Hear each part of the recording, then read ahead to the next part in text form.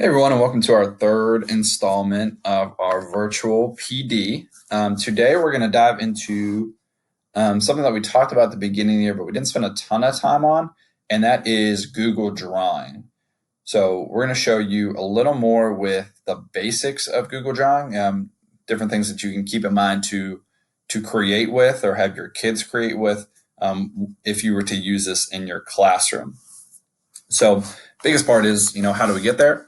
So Google Drawings is what we call as one of our hidden apps for education.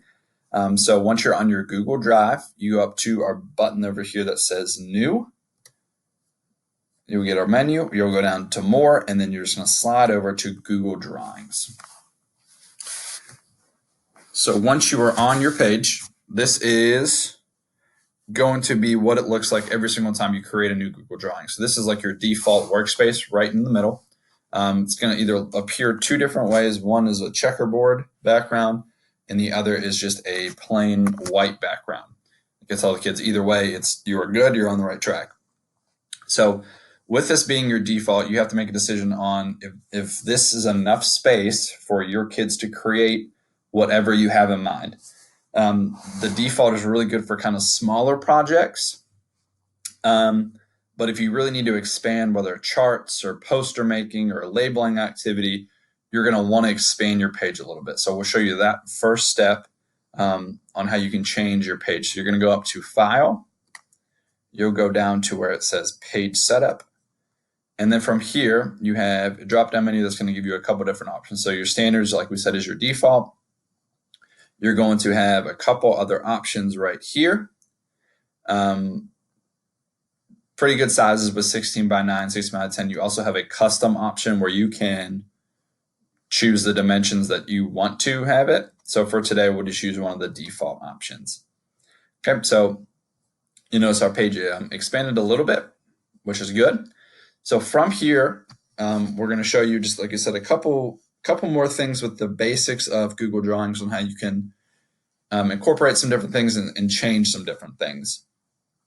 So biggest thing that we start with is kind of what are we creating? What's our background going to look like? And you can do that two different ways. One is just a solid color. The other is a picture. So the solid color is the easiest option here. So once you're on your workspace, you're going to right click, you get a menu, and you're just going to go to where it says background.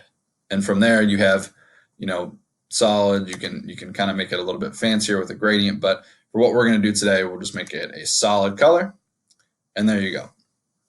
Your other option is a picture or a graphic for your background. There's some pluses and some minuses with this. The plus is that it's definitely more appealing to use a graphic for the whole background, because it just adds a little more to whatever your project's going to be. But there's a little more thought process in what you choose and how you create on top of it, which we'll talk about here in a second. So how you can get a background, you can do it two different ways. You can go to where it says Insert. You can go to where it says Image, and then you can either upload one from your computer, from a drive, or you can search the web that way. You can also go to this the Insert Image box here. Like I said, I just called our picture with our mountains, and you can do the same thing. So we'll do the one that our kids generally use, which is the Search the Web option. So once you click on there, you get a side menu over here, which is almost just like a Google tab.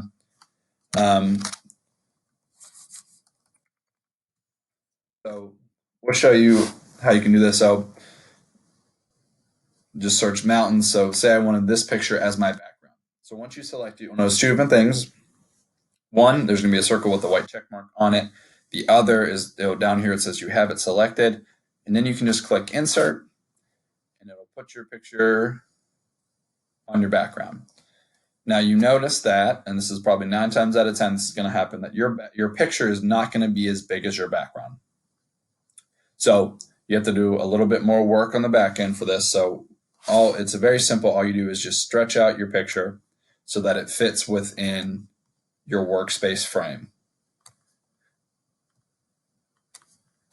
And there's your graphic background. That's the easiest way to do it. Now we talked about There's some pluses and minuses. Obviously, this background looks a lot better than just having one solid color. The minus is once you start creating, you have to be really conscious on what colors you use, where you put items, just because of the different colors with the background.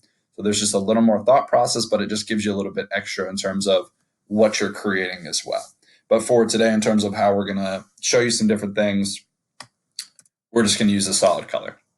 So once you have your background in place, the biggest thing is actually starting to put items onto your workspace to create whatever you're trying to do. So big thing is using our shape tool. That is probably your go-to tool on Google Drawings.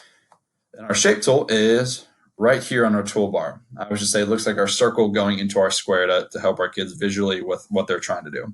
So on your shape option, you have a couple different things that'll pop up. So you have shapes, which has all of our different shapes: circles, triangles, squares, rectangles. Adds in a couple little different things like, smiley faces and moons and suns. So that's on your shape. You have your arrows, which help you for whether you're, like I said, for labeling, you're trying to point to something, you're trying to keep in order of step one, and then you're going to step two. So it kind of just helps us visually keep a track of what we're doing. Call outs, the only thing I've ever used call outs for is down here. Like if we're ever incorporating a character or creating a comic or something along those lines, we use a little call out bubbles, or like our speech bubbles.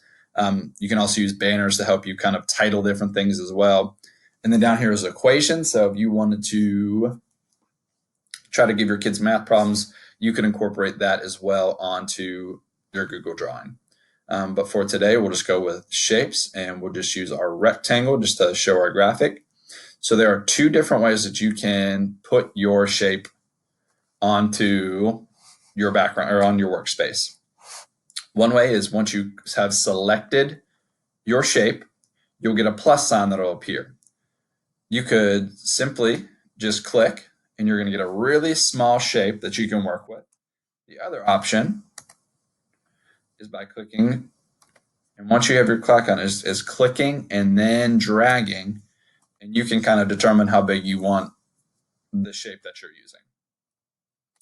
Okay, so once your shape is created, we notice a couple different things that appear. One is our toolbar gets really, really long. And we also know that our shape is selected now, and we have our blue boxes around, and we also have what is I call is like our antenna, or this is our rotate tool. So our little blue boxes just basically help us with resizing or kind of reshaping our item that we have on there. So you can drag it to create the width or the height different, or the boxes in the corner will help kind of keep it proportional when you're dragging it or shrinking it. The other big thing up here, like we said, is like I said, I call it our antenna. So this is just so we can rotate our shape. So we want to keep the shape. We're going to kind of change the way its direction is going. That is this little option here as well. And I'll show you a couple of different other ways that you can rotate here later on. Okay. So once your shape is selected, you have a couple of different options on how you can change the look of your shape. One is color, and the other is how you can kind of manipulate the border around your shape. So once your shape is selected, once again, you see the big long toolbar here, and then you have your shape in here. You go to your toolbar, and you're going to find where I always say it looks like our paint can that's tipping over, and that's your fill color. So that's going to change the inside of your shape. So just like we do with our background, click it, and then you can change how it looks that way. Okay. The other is your border. So the line around your shape, you can change how that looks as well with three different options. First one is the color. So you can change on how you want the color to look.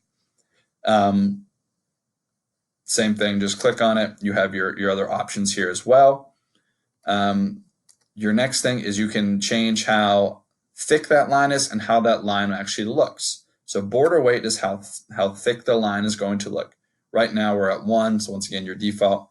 Notice when I go to 8, it definitely thickens up your line as well. So that's kind of just a stylistic thing that you can keep in mind on how you want your shape to look. The other thing is how your shape or how your line will appear. Right now we're a solid, but you can change it. It's going to have a couple of different dash line options. Once again, nothing really functionally, but just a little something to add stylistically to change the appearance of how your shape is actually going to look. Okay, so one big other feature that you have once you're creating your shape, and you'll notice is once we start adding all this, we have all the options to add in text. So simple way to add in text, and we'll show you the other way as well. So there's two. Once you have your shape actually created in the way you want it to look, and you wanted to add text within inside it, whether it's a set of directions or steps, or this is how your kids are creating their text, simply double click inside of the shape, and then you get your black cursor, your ability to type. And then from there, you can change the font style, you can change the size. If you want to bold it, underline it, change the text color, you have that option as well. The other option to do text is just our good old text box, which is up here. It's our T and our square. Same thing, you can click and drag, and then like I said, you have your ability to change all of your options up here as well. Last thing that we're going to show you is a couple different things with how you can kind of rotate within this way, and how we'll show you one really important thing with if you wanted to move multiple things at a time, and you wanted to keep them beside each other and you didn't want to change the relationship with them, we'll show you that way as well. So another big thing in terms of how we create with our kids is I use this arrange button a lot. So you'll notice we talked about rotating. So once your shape is selected, you can go into arrange, and you can have the ability to either rotate it a certain way, or another really cool one is you can flip it, whether vertically or horizontally. So those are a couple of different things you can do to rotate if you don't want to use the little antenna up here. So those are some options that you can do as well. The other big thing is once you have this as well, so let me rephrase that. There's two other things I'm going to show you.